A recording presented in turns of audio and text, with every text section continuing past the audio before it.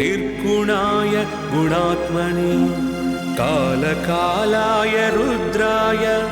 नीलग्रीवाय मङ्गलम् वृषारूढाय भीमाय व्याघ्रचर्माम्बराय च पशूनां पतये तुभ्यं गौरीकान्ताय मङ्गलम्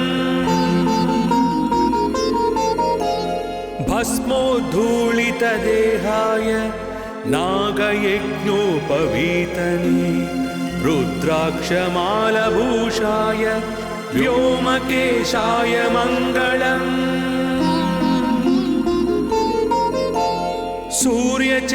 सूर्यचन्द्राग्निनेत्राय नमः कैलासवासिने सच्चिदानन्दरूपाय प्रमथेशाय मङ्गलम्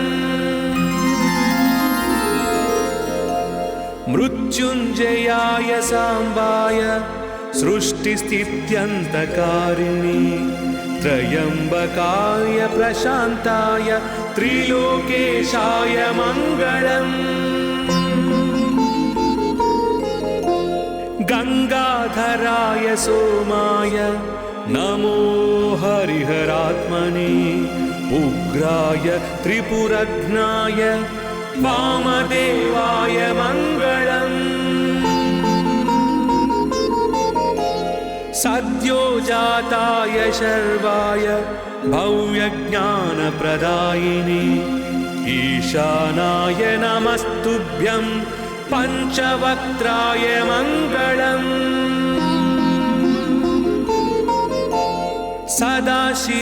सदाशिवस्वरूपाय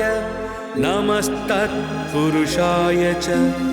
अघोराय च घोराय महादेवाय मङ्गलम् महादेवस्य देवस्य यः पठेन्मङ्गलाष्टकम् सर्वार्थसिद्धिमाप्नोति स सायुज्यं ततः परम् सर्वार्थसिद्धिमाप्नोति स सायुज्यं ततः परम्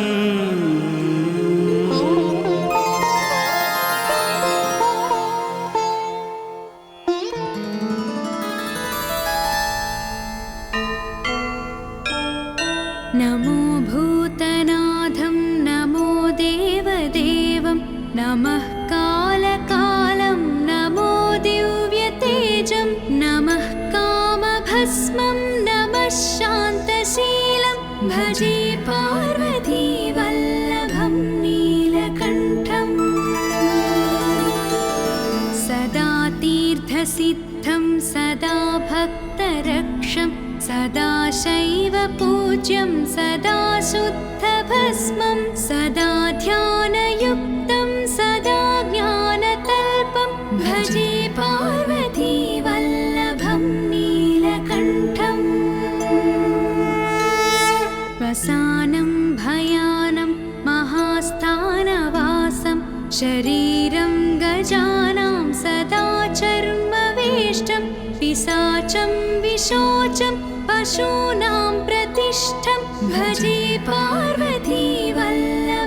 नीलकण्ठम् फणिनागकण्ठे भुजङ्गाद्यनेकं गळेरुण्डमालं महावीरशूरं कटिं व्याघ्रचर्मं चिताभस्मलेपं भजे पार्वतीवल्लभं नीलकण्ठम् शिरःशुद्धगङ्गा शिवा वामभागं बहुदीर्घकेशं सदा मान्त्रिनेत्रं फणिनागकर्णं सदा बालचन्द्रं भजे पार्वतीवल्लभं नीलकण्ठम् करे शूलधारं महाकष्टनाशं सुरेशं वरेशं महेशं जनेशं धने चारुईशं भजेशं गिरीशं भजे पार्वती वल्लभं नीलकण्ठम् उदानं सुदासं सुकैलासवासं धरानिर्धरं संस्थितं ह्यादिदेवम् अजाहेमकल्पद्रुमं कल्पसेव्यं भजे पार्वती वल्लभं नीलकण्ठम्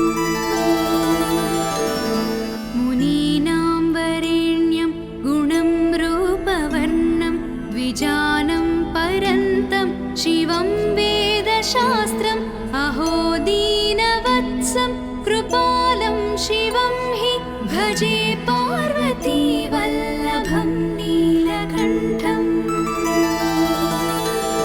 सदा भावनाथं सदा सेव्यमानं सदा भक्तिदेवं सदा पूज्यमानं मया तीर्थवासं सदा सेव्यमेकं भजे पार्वती वल्लभं नीलकण्ठम् इति श्रीशङ्कर भगवतः कृता श्रीपार्वती वल्लभ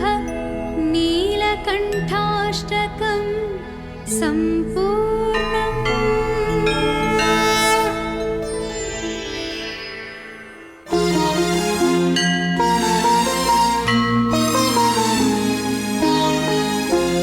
भवाय चन्द्रचूडाय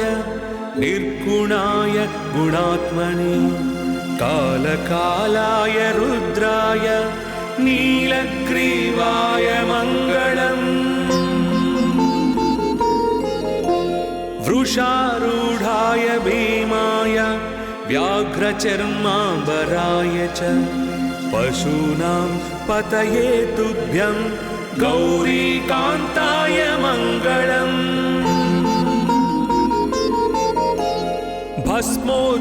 भस्मोद्धूलितदेहाय नागयज्ञोपवीतने रुद्राक्षमालभूषाय व्योमकेशाय मङ्गलम्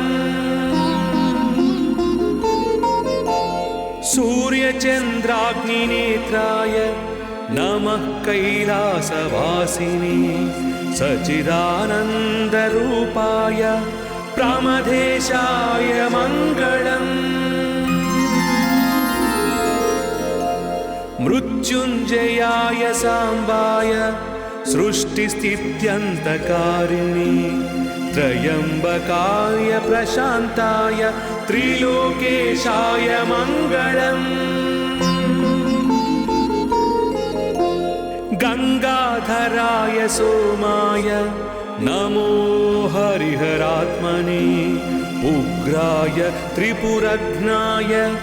वामदेवाय मङ्गलम् सद्यो जाताय शर्वाय भव्यज्ञानप्रदायिने ईशानाय नमस्तुभ्यं पञ्चवक्त्राय मङ्गलम्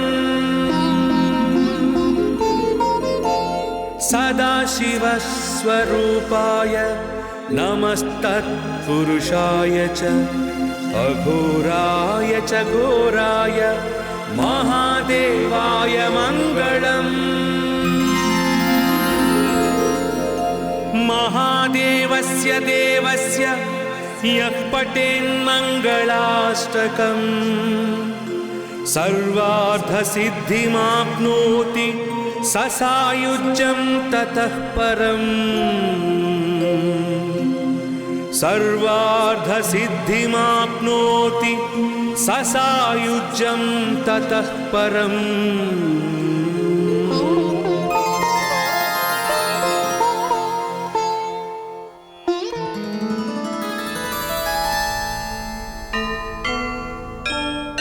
नमो भूतनाथं नमो देवदेवं नमः कालकालं नमो दिव्यतेजं नमः कामभस्मं नमः शान्तशीलं भजे पार्वती वल्लभं नीलकण्ठम् सदा तीर्थसिद्धि सदाशैव पूज्यं सदा शुद्धभस्मं सदा ध्यानयुक्तं सदा ज्ञानतल्पं भजे पार्वतीवल्लभं नीलकण्ठम् वसानं भयानं महास्थानवासं शरीरं गजानां सदा चर्मवेष्टं पिशाचं विशोचं पशूनां प्रतिष्ठं भजे पार्वतीवल्लभं नीलकण्ठम् फणिनागकण्ठे भुजङ्गाद्यनेकं गळेरुण्डमालं महावीरशूरं कटिं व्याघ्रचर्मं चिताभस्मलेपं भजे पार्वतीवल्लभं नीलकण्ठम् शिरःशुद्धगङ्गा शिवा वामभागं बहुदीर्घकेशं सदा मान्त्रिनेत्रं फणिनागकर्णं सदा बालचन्द्रं भजे पार्वतीवल्लभं नीलकण्ठम् करे शूलधारं महाकष्टनाशं सुरेशं वरेशं महेशं जनेशं धने चारुईशं ध्वजेशं गिरीशं भजे पार्वतीवल्लभं नीलकण्ठम् उदानं सुदासं सुकैलासवासं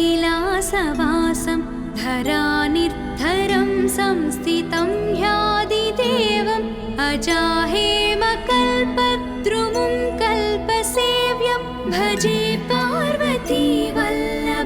नीलकण्ठम् मुनीनां वरेण्यं गुणं रूपवर्णं द्विजानं परन्तं शिवं वेदशास्त्रम् अहो दीनवत्सं कृपालं शिवं हि भजे पार्वतीवल्लभं नीलकण्ठम्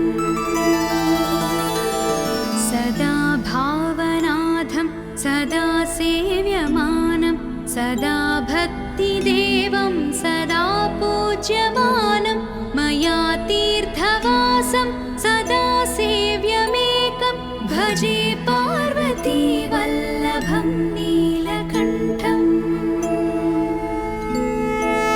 इति श्रीशङ्कर भगवतः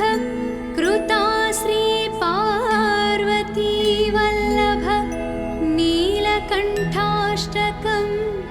सम्पूर्णम्।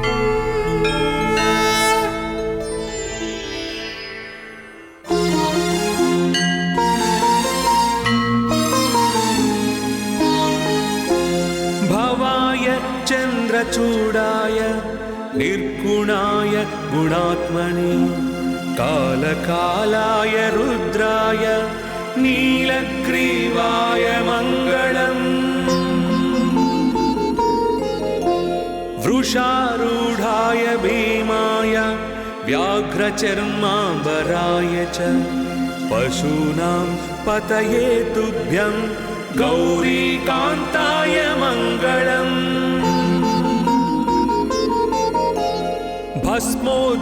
भस्मोद्धूलितदेहाय नागयज्ञोपवीतने रुद्राक्षमालभूषाय व्योमकेशाय मङ्गलम्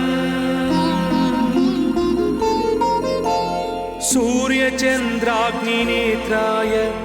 नमः कैलासवासिने सच्चिदानन्दरूपाय प्रमथेशाय मङ्गलम् मृत्युञ्जयाय साम्बाय सृष्टिस्थित्यन्तकारिणे त्र्यम्बकाय प्रशान्ताय त्रिलोकेशाय मङ्गलम् गङ्गाधराय सोमाय नमो हरिहरात्मने उग्राय त्रिपुरघ्नाय वामदेवाय मङ्गलम् सद्यो जाताय शर्वाय भव्यज्ञानप्रदायिने ईशानाय नमस्तुभ्यं पञ्चवक्त्राय मङ्गलम्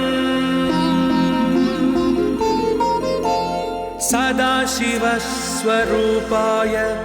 नमस्तत्पुरुषाय च अघोराय च घोराय महादेवाय मङ्गलम्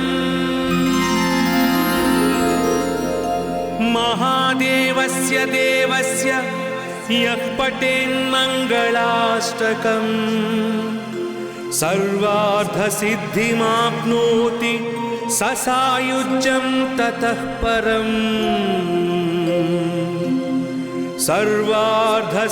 सर्वार्थसिद्धिमाप्नोति स सायुज्यं ततः परम्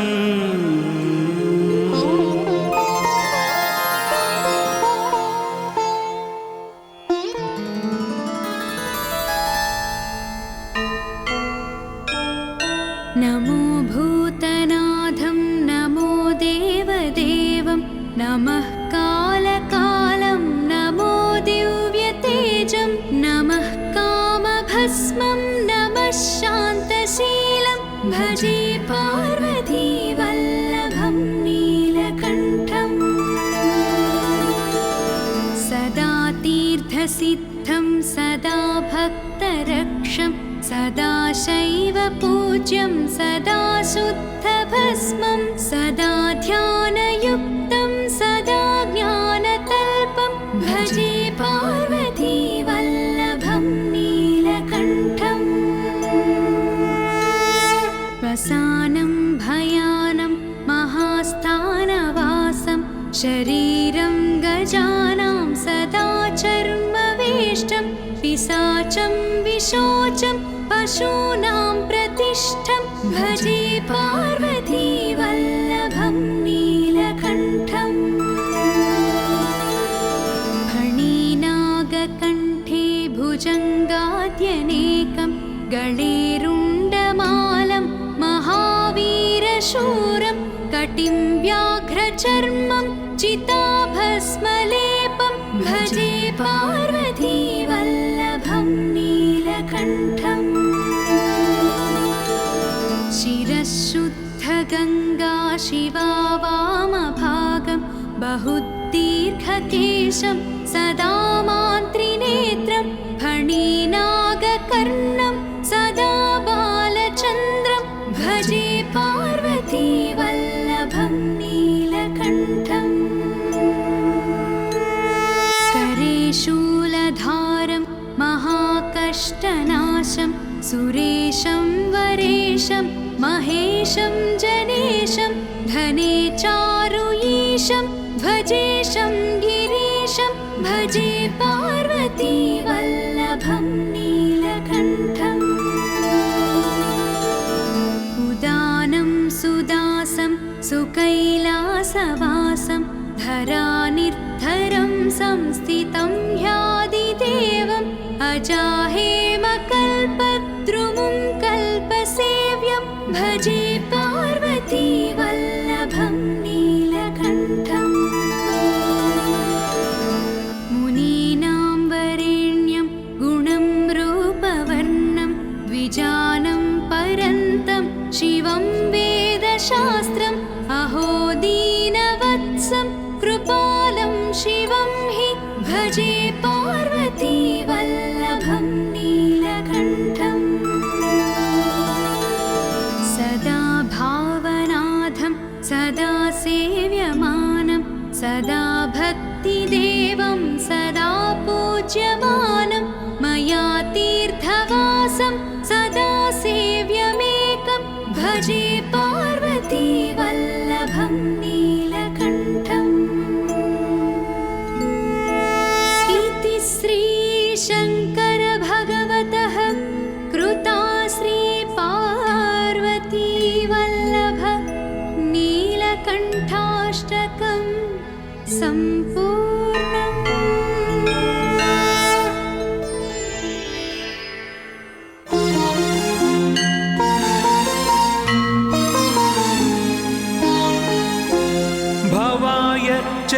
चूडाय निर्गुणाय गुणात्मने कालकालाय रुद्राय नीलग्रीवाय मङ्गलम् वृषारूढाय भीमाय व्याघ्रचर्माम्बराय च पशूनां पतये तुभ्यं गौरीकान्ताय मङ्गलम्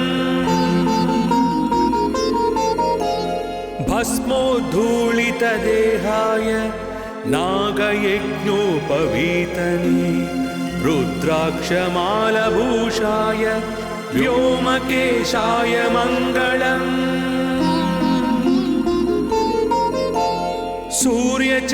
सूर्यचन्द्राग्निनेत्राय नमः कैलासवासिने सच्चिदानन्दरूपाय प्रमथेशाय मङ्गलम् मृत्युञ्जयाय साम्बाय सृष्टिस्थित्यन्तकारिणे त्र्यम्बकाय प्रशान्ताय त्रिलोकेशाय मङ्गलम् गङ्गाधराय सोमाय नमो हरिहरात्मने उग्राय त्रिपुरघ्नाय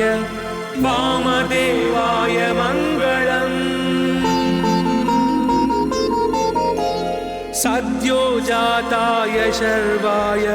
भव्यज्ञानप्रदायिने ईशानाय नमस्तुभ्यं पञ्चवक्त्राय मङ्गलम्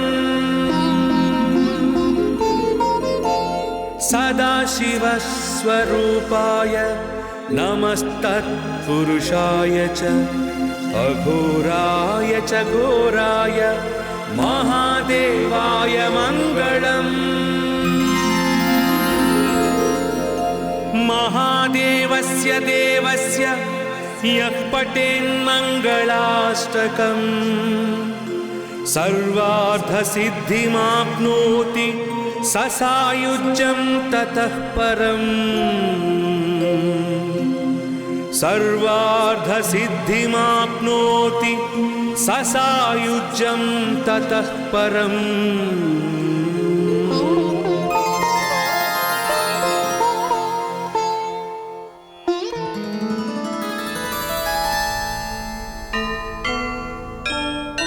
नमो भूतनाथं नमो देवदेवं नमः कालकालं नमो दिव्यतेजं नमः कामभस्मं नमः शान्तशीलं भजे पार्वतीवल्लभं नीलकण्ठम् सदा तीर्थसिद्धं सदा भक्तरक्षं सदा शैव पूज्यं सदा शुद्धभस्मं सदा ध्यानयुक्तं सदा ज्ञानतल्पं भजे पार्वतीवल्लभं नीलकण्ठम् वसानं भयानं महास्थानवासं शरीरं गजानां सदा चर्मवेष्टं पिशाचं विशोचं पशूनां प्रतिष्ठं भजे पार्वतीवल्लभं नीलकण्ठम् फणिनागकण्ठे भुजङ्गाद्यनेकं गळेरुण्डमालं महावीरशूरं कटिं व्याघ्रचर्मं चिताभस्मलेपं भजे पार्वतीवल्लभं नीलकण्ठम् शिरःशुद्धगङ्गा शिवा वामभागं बहुदीर्घकेशं सदा मान्त्रिनेत्रं फणिनागकर्णं सदा बालचन्द्रं भजे पार्वतीवल्लभं नीलकण्ठम् करे शूलधारं महाकष्टनाशं सुरेशं वरेशं महेशं जनेशं धने चारुईशं ध्वजेशं गिरीशं भजे पार्वती वल्लभं नीलकण्ठम् उदानं सुदासं सुकैलासवासं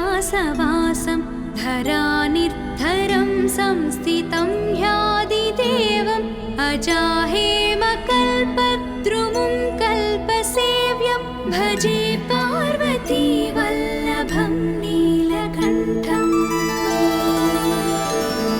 मुनीनां वरेण्यं गुणं रूपवर्णं द्विजानं परन्तं शिवं वेदशास्त्रम् अहो दीनवत्सं कृपालं शिवं हि भजे पार्वती वल्लभं नीलकण्ठम् सदा भावनाथं सदा सेव्यमानं सदा भक्तिदेवं सदा पूज्यमानं मया तीर्थवासं सदा सेव्यमेकं भजे पार्वती वल्लभं नीलकण्ठम् इति श्रीशङ्कर भगवतः कृता श्रीपार्वती वल्लभ नीलकण्ठाष्टकं सम्पूर्णम्।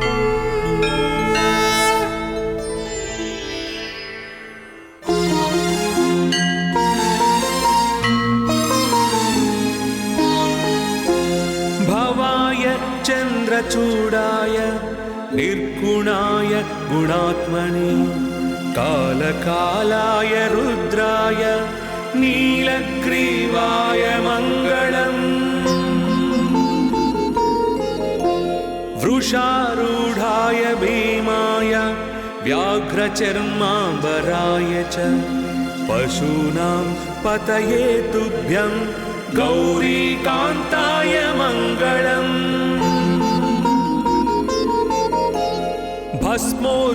भस्मोद्धूलितदेहाय नागयज्ञोपवीतने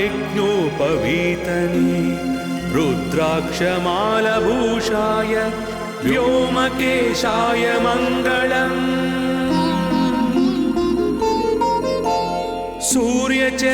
सूर्यचन्द्राग्निनेत्राय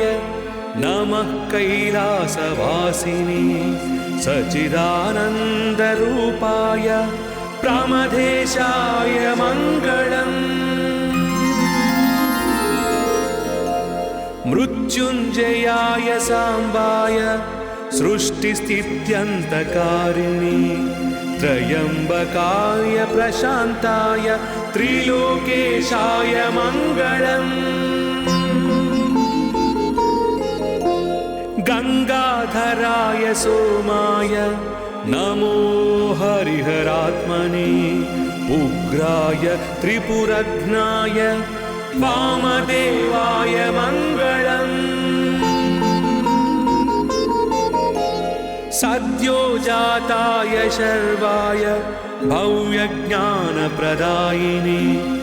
ईशानाय नमस्तुभ्यं पञ्चवक्त्राय मङ्गलम्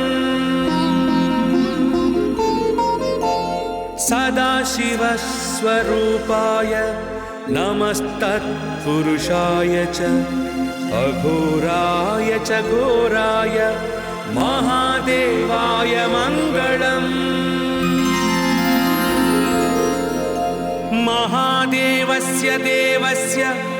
यः पठेन्मङ्गलाष्टकम् सर्वार्थसिद्धिमाप्नोति स सायुज्यं ततः परम् सर्वार्थसिद्धिमाप्नोति स सायुज्यं ततः परम्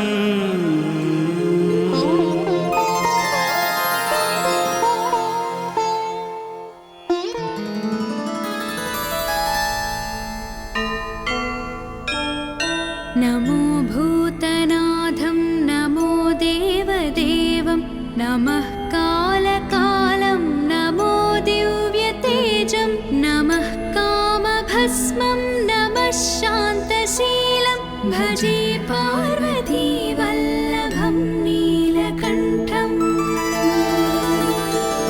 सदा तीर्थसिद्ध सदा भक्तरक्षं सदा शैवपूज्यं सदा शुद्धभस्मं सदा ध्यानयुक्तं सदा ज्ञानतल्पं भजे पार्वतीवल्लभं नीलकण्ठम् वसानं भयानं महास्थानवासं शरीरं गजानां सदा चर्मवेष्टं पिशाचं विशोचं पशूनां प्रतिष्ठं भजे पार्वतीवल्लभं नीलकण्ठम् फणिनागकण्ठे भुजङ्गाद्यनेकं गळेरुण्डमालं महावीरशूरं कटिं व्याघ्रचर्मं चिताभस्मलेपं भजे पार्वतीवल्लभं नीलकण्ठम् शिरःशुद्धगङ्गा शिवा वामभागं बहुदीर्घकेशं सदा मान्त्रिनेत्रं फणिनागकर्णं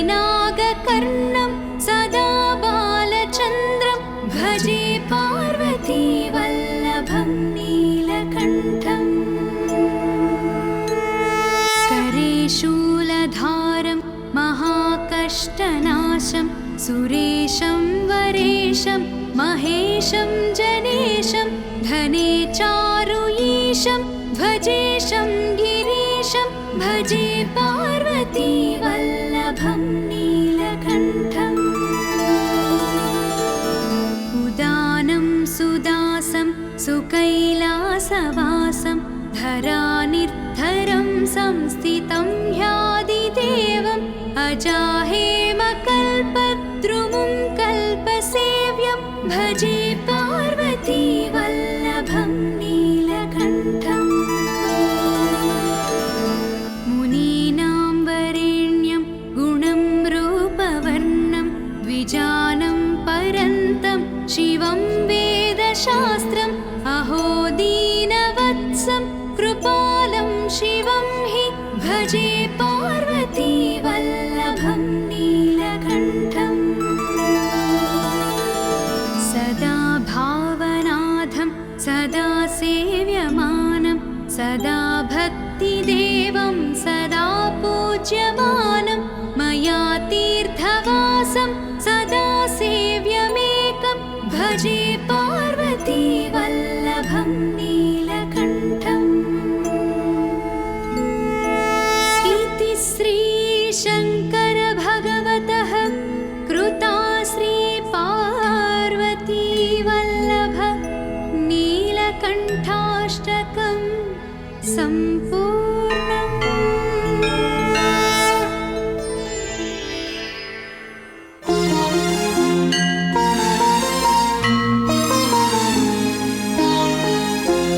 भवाय चन्द्रचूडाय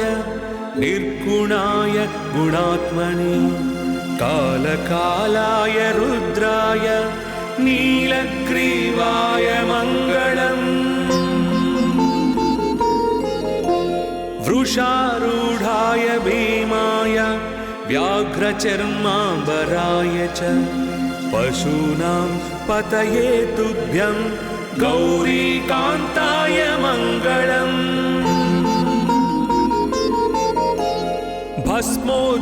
भस्मोद्धूलितदेहाय नागयज्ञोपवीतने रुद्राक्षमालभूषाय व्योमकेशाय मङ्गलम् सूर्यचन्द्राग्निनेत्राय नमः कैलासवासिने सच्चिदानन्दरूपाय प्रमथेशाय मङ्गलम् मृत्युञ्जयाय साम्बाय सृष्टिस्थित्यन्तकारिणे त्र्यम्बकाय प्रशान्ताय त्रिलोकेशाय मङ्गलम् गङ्गाधराय सोमाय नमो हरिहरात्मने उग्राय त्रिपुरघ्नाय वामदेवाय मङ्गलम् सद्यो जाताय शर्वाय भव्यज्ञानप्रदायिने ईशानाय नमस्तुभ्यं पञ्चवक्त्राय मङ्गलम्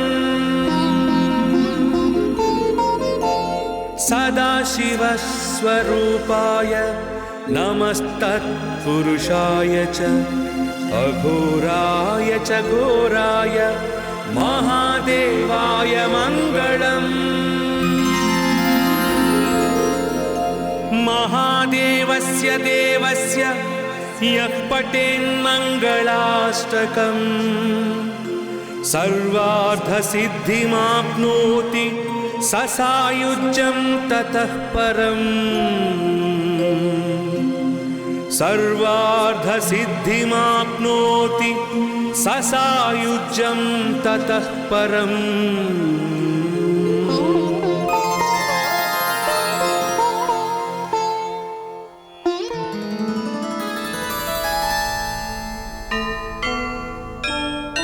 नमो भूतनाथं नमो देवदेवं नमः कालकालं नमो दिव्यतेजं नमः कामभस्मं नमः शान्तशीलं भजे पार्वतीवल्लभं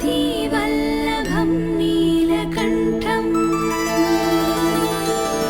सदा तीर्थसिद्धं सदा भक्तरक्षं सदा शैव पूज्यं सदा शुद्धभस्मं सदा ध्यानयुक्तं सदा ज्ञानतल्पं भजे पार्वतीवल्लभं नीलकण्ठम्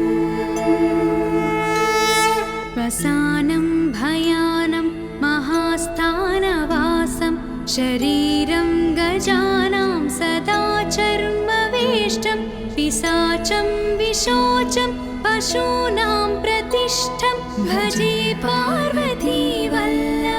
नीलकण्ठम्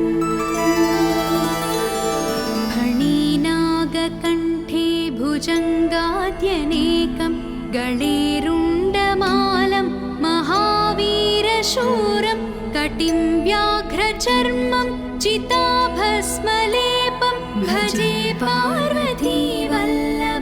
नीलकण्ठम् शिरःशुद्धगङ्गा शिवा वामभागं बहुदीर्घकेशं सदा मान्त्रिनेत्रं फणिनागकर्णं सदा बालचन्द्रं भजे पार्वतीवल्लभं नीलकण्ठम् करे शूलधारं महाकष्टनाशं सुरेशं वरेशं महेशं जनेशं धने चारुईशं भजेशं गिरीशं भजे पार्वतीवल्लभं नीलकण्ठम्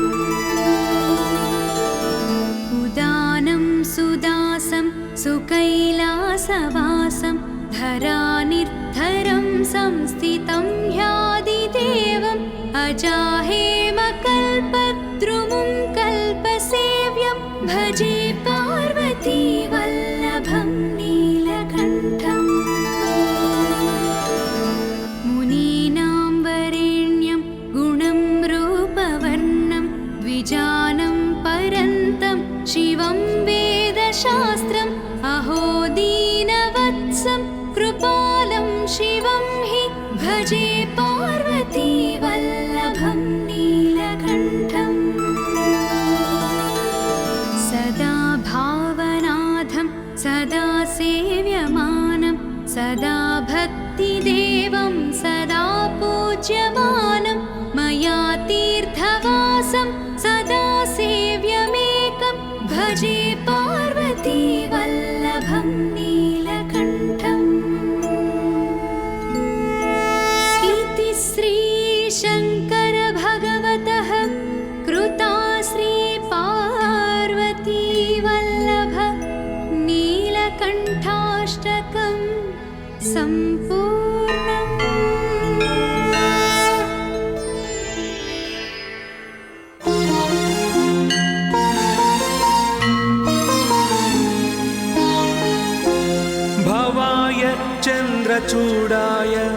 निर्गुणाय गुणात्मने कालकालाय रुद्राय नीलग्रीवाय मङ्गलम् वृषारूढाय भीमाय व्याघ्रचर्माम्बराय च पशूनां पतये तुभ्यं गौरीकान्ताय मङ्गलम्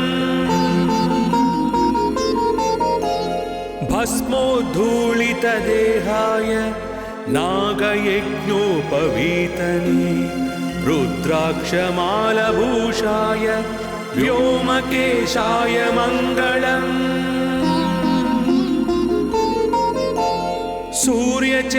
सूर्यचन्द्राग्निनेत्राय नमः कैलासवासिने सच्चिदानन्दरूपाय प्रमथेशाय मङ्गलम् मृत्युञ्जयाय साम्बाय सृष्टिस्थित्यन्तकारिणे त्र्यम्बकाय प्रशान्ताय त्रिलोकेशाय मङ्गलम् गङ्गाधराय सोमाय नमो हरिहरात्मने उग्राय त्रिपुरघ्नाय वामदेवाय मङ्गलम् सद्योजाताय शर्वाय भव्यज्ञानप्रदायिने ईशानाय नमस्तुभ्यं पञ्चवक्त्राय मङ्गलम्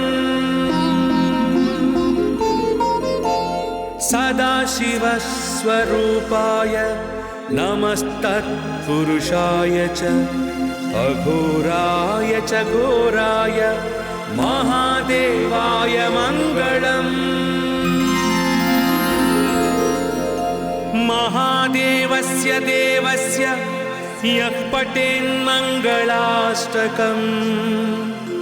सर्वार्थसिद्धिमाप्नोति स सायुज्यं ततः परम्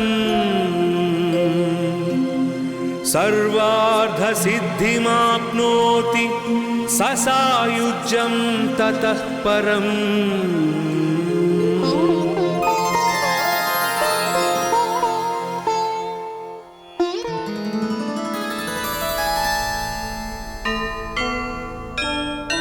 नमो भूतनाथं नमो देवदेवं नमः कालकालं नमो दिव्यतेजं नमः कामभस्मं नमः शान्तशीलं भजे पार्वतीवल्लभं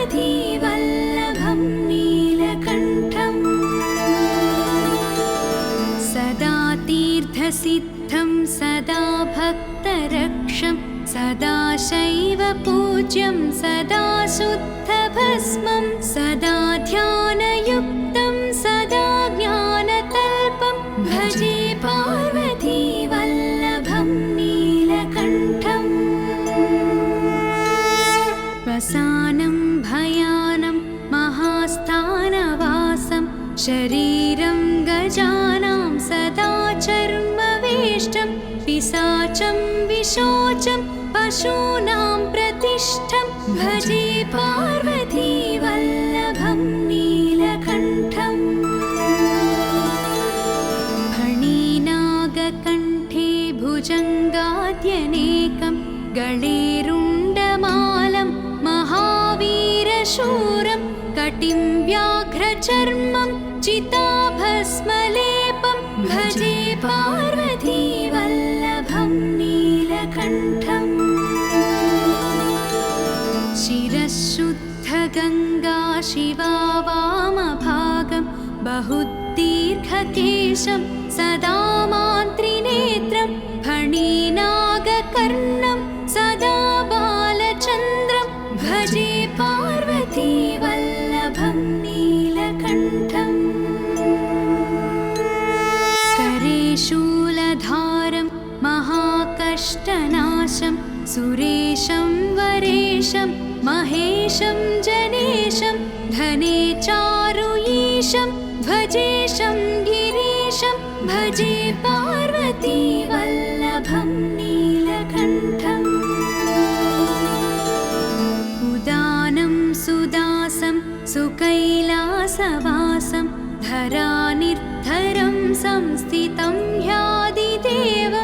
वजाहेमकल्पद्रुमुं कल्पसेव्यं भजे पार्वतीवल्लभं